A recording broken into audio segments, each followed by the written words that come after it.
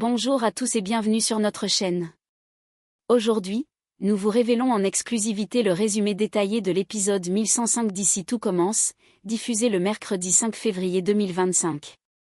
Un épisode sous haute tension où les masques tombent et les vérités éclatent. Ce qui vous attend dans cet épisode intense.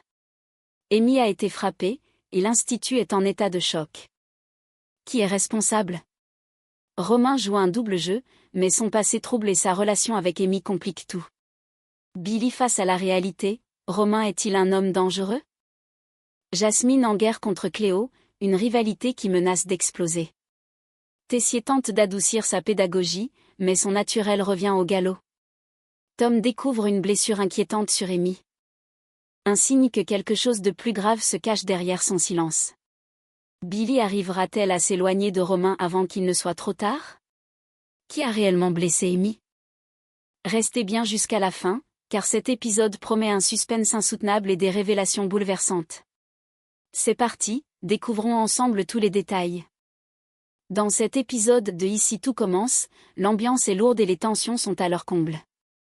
Amy a été frappée, et la nouvelle se répand rapidement, plongeant l'Institut dans une atmosphère pesante. Qui est responsable? Pourquoi en est-on arrivé là? L'inquiétude et les interrogations fusent, tandis que chacun tente de comprendre ce qui s'est réellement passé. De son côté, Romain est dans une situation délicate. Face à Billy, il avoue qu'il s'est laissé déborder par les événements. Il baisse la tête, rongé par la culpabilité. Il ne voulait pas lui faire de mal, il s'excuse sincèrement. Il lui explique que son attachement à Amy est compliqué. Qu'il est en surprotection permanente avec elle. Depuis un moment, leur relation ne fonctionne plus, mais il n'a jamais réussi à la quitter. La raison? La mort du père d'Amy. Romain avoue alors quelque chose de plus profond, il a peur. Peur qu'Amy fasse une connerie, peur qu'elle bascule comme son père l'a fait. C'est ce qui l'a toujours retenu. Ce qui l'a empêché d'aller au bout de la rupture. Il ne sait pas comment gérer la situation sans causer plus de dégâts.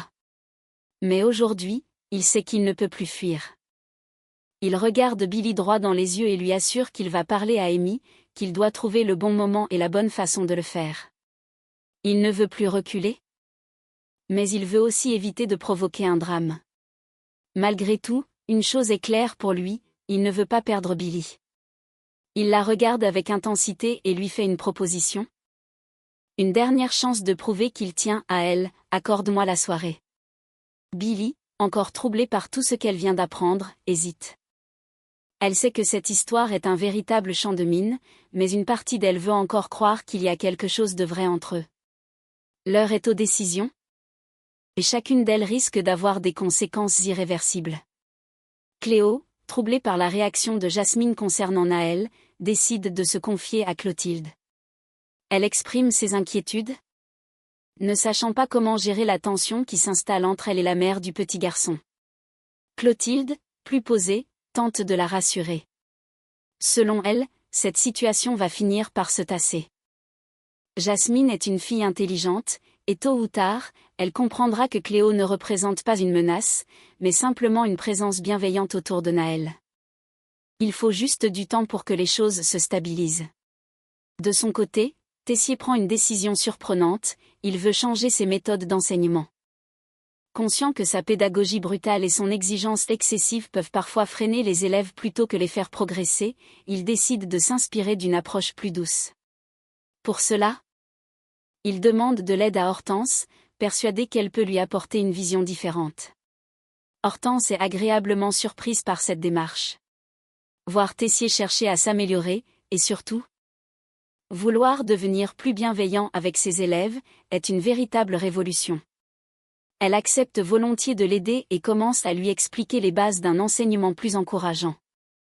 Elle lui parle de l'importance d'enrober les critiques, de toujours chercher à motiver son élève avant de pointer ses erreurs. Elle insiste sur le fait qu'un bon professeur sait garder le sourire. Insuffler de l'énergie et parfois même faire rire pour détendre l'atmosphère et rendre l'apprentissage plus fluide. Tessier, sceptique mais curieux, écoute attentivement. Il sait que son style ne changera pas du jour au lendemain, mais il semble prêt à essayer. Hortense, quant à elle, voit cela comme un défi. Réussir à adoucir l'un des chefs les plus intransigeants de l'Institut. La transformation ne sera pas facile, mais l'effort qu'il fait déjà est un premier pas encourageant.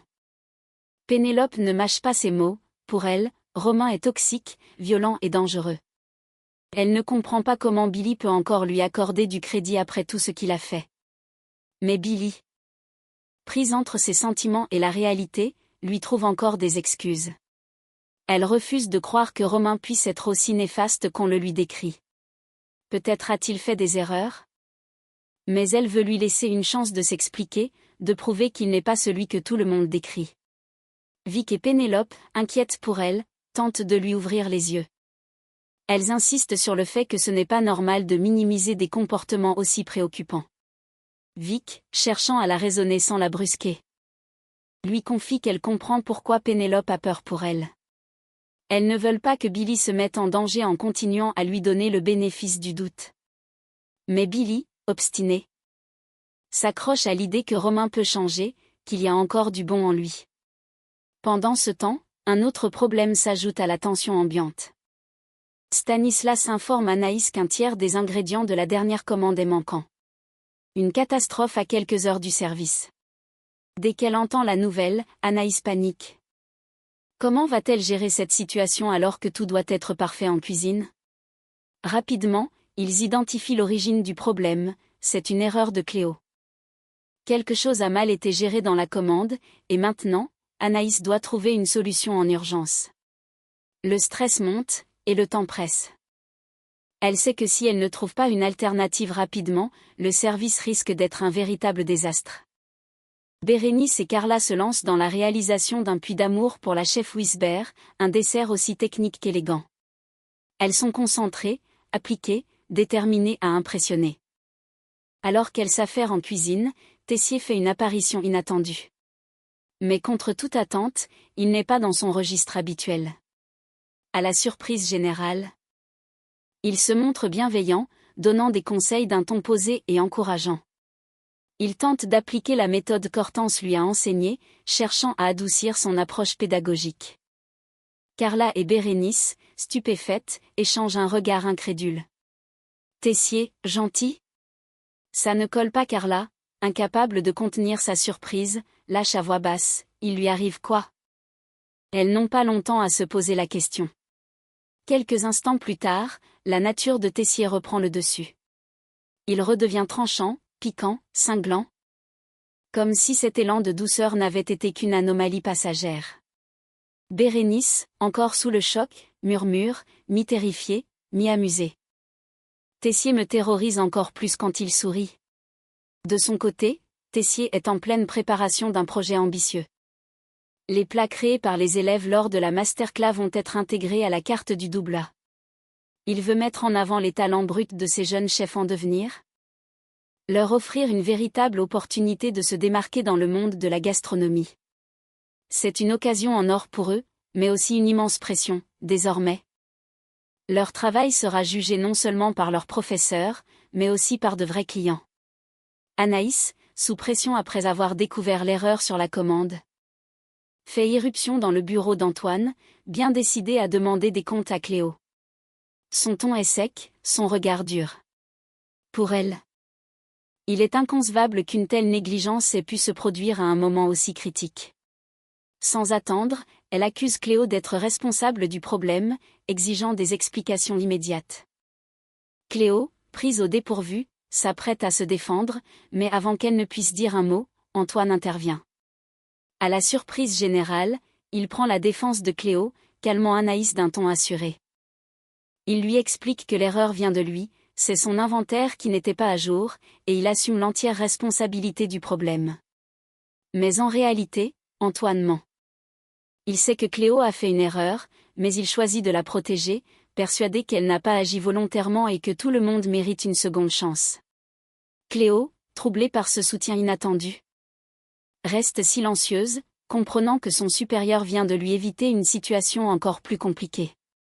Après le départ d'Anaïs, Antoine se tourne vers Cléo et lui rappelle une vérité qu'elle ne peut plus ignorer, elle ne s'est pas fait que des amis à l'Institut.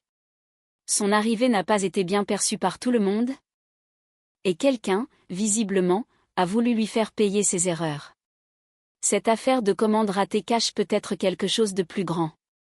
Cléo, désormais consciente que des tensions plus profondes existent autour d'elle, sans que l'étau se resserre. Qui pourrait vouloir la faire échouer? Et jusqu'où cette hostilité ira-t-elle? Tom, profondément affecté par leur séparation, se confie à Billy avec une sincérité désarmante. Il lui avoue que jamais il ne s'est senti aussi malheureux. La douleur de la rupture l'écrase, et il peine à avancer sans elle. Mais Billy, touché par sa détresse, tente de lui faire comprendre qu'il ne doit pas porter seul le poids de cette séparation. Tu n'es pas le seul responsable, lui dit-elle, cherchant à alléger sa culpabilité. Malgré tout, Tom ne peut s'empêcher d'espérer. Il prend doucement la main de Billy, cherchant un dernier fragment d'intimité entre eux. D'une voix hésitante, il lui pose une question qui trahit son désir profond. Est-ce que tu crois que je pourrais te réaimer un jour? Son regard est chargé d'émotion, espérant un signe. Une lueur d'espoir. Mais ce moment fragile est brutalement interrompu. Valdine fait irruption dans la bibliothèque. Son arrivée brise l'instant entre Billy et Tom, créant une tension immédiate. Sentant la gêne s'installer, Tom préfère partir, laissant Billy seul. Dès que la porte se referme derrière lui, Valdine change d'attitude. D'un geste lent mais délibéré, il ferme la porte, enfermant Billy avec lui. Son regard est noir, chargé d'une jalousie mal contenue. Il explose, lui faisant une scène violente, l'accusant de jouer un double jeu, de le manipuler. Sa rage monte. Et dans un accès de colère, il la traite de sale astérisque astérisque astérisque. Billy, prise au piège, sent son cœur s'accélérer. Mais elle ne se laisse pas intimider. Elle le fixe droit dans les yeux, prenant sur elle pour ne pas montrer sa peur. Sa voix tremble légèrement, mais elle est ferme. Touche-moi une seule fois, et je crie. Un silence pesant s'installe. Valdine la dévisage, cherchant à tester ses limites. Mais Billy ne recule pas. Elle sait qu'elle est en danger, mais elle ne lui donnera pas le plaisir de la voir s'effondrer. La tension est à son comble. Et la moindre étincelle pourrait faire exploser la situation. Jim a rapidement compris que c'est Jasmine qui a voulu piéger Cléo. Son comportement, son hostilité évidente et la manière dont les choses se sont déroulées ne laissent plus de place au doute. Jasmine, de son côté, est rongée par cette situation. Elle ne supporte pas la présence de Cléo à l'institut, et cette tension permanente commence à la consumer. Elle fait des cauchemars, son esprit est hanté par cette histoire. Même lorsqu'elle essaie de se concentrer sur autre chose, ses pensées reviennent toujours à cette rivalité qui l'obsède. Pendant ce temps, Hortense, toujours persuadée que Tessier peut évoluer, a mis au point un véritable programme de bienveillance spécialement pour lui. Convaincue que l'enseignement peut être efficace sans être brutal, elle tente une dernière fois de lui faire adopter une approche plus douce avec ses élèves. Mais Tessier, après avoir essayé de suivre ses conseils, décide finalement d'arrêter là. Pour lui, cela ne fonctionne pas.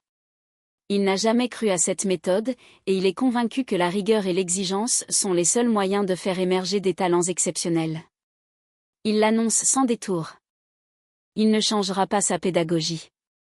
Hortense, déçue mais pas surprise, réalise qu'il est impossible de transformer Tessier, du moins pas totalement.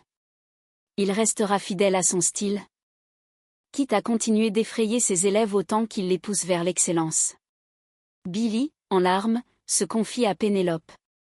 Elle lui raconte que Romain l'a encore insulté, que cette fois, il a complètement vrillé.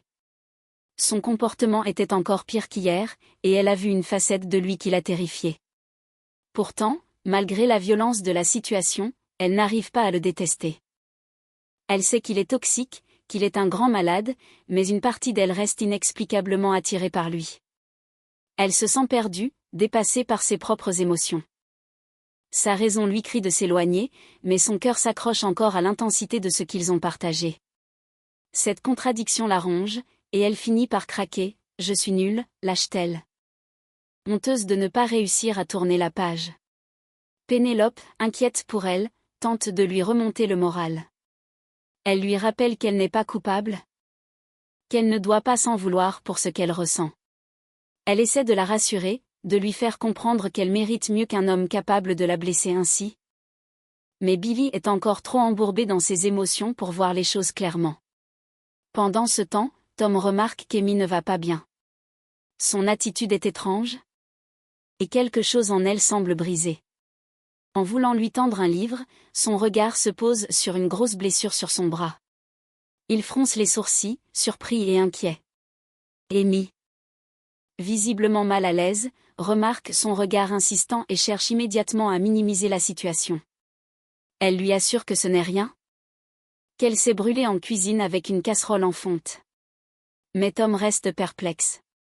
La blessure est impressionnante, et son instinct lui dit qu'il y a autre chose derrière cette explication trop rapide.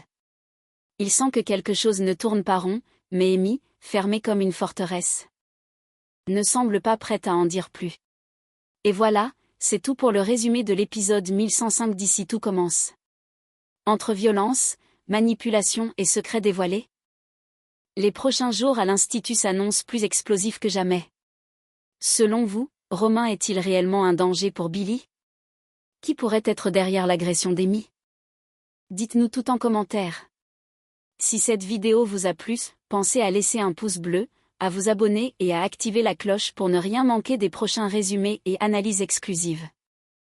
Merci d'avoir regardé, et on se retrouve très vite pour encore plus de révélations sur Ici tout commence. À bientôt.